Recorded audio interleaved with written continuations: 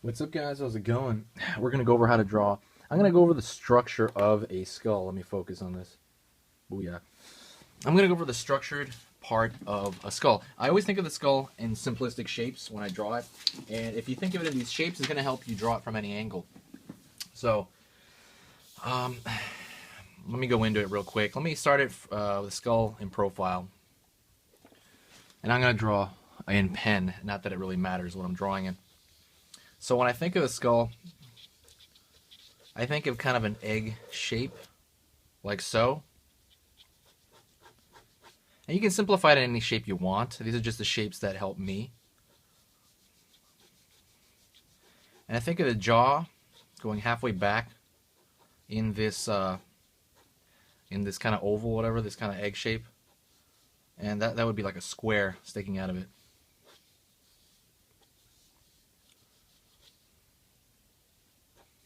And you can always change the jaw. I started out with a square like that, but when I actually draw into it, I'll actually cut into that shape as well. You know what I mean? To really go into it.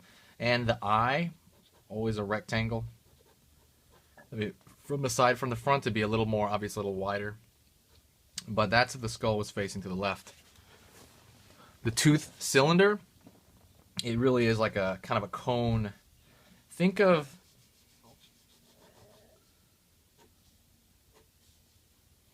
a tube, think of a cylinder.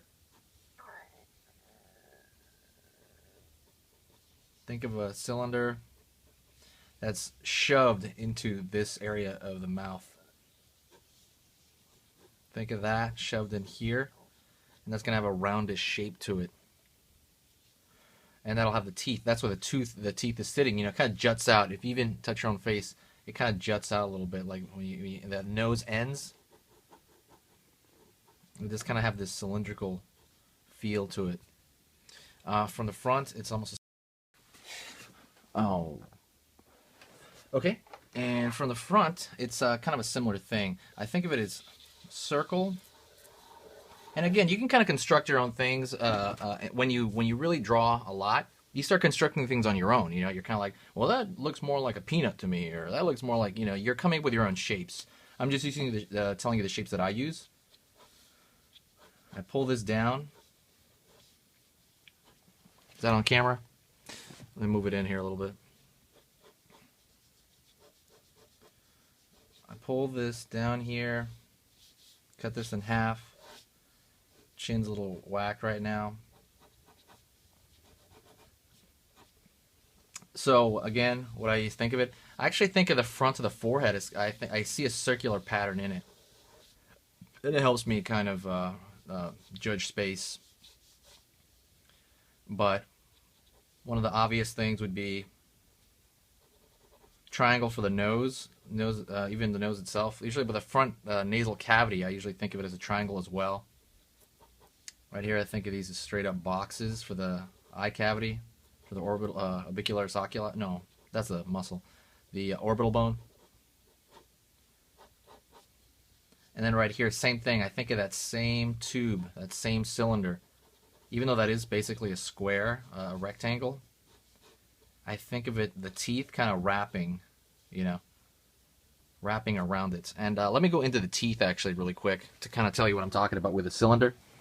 So let's say you're drawing the teeth on there, right? Let's separate it over here.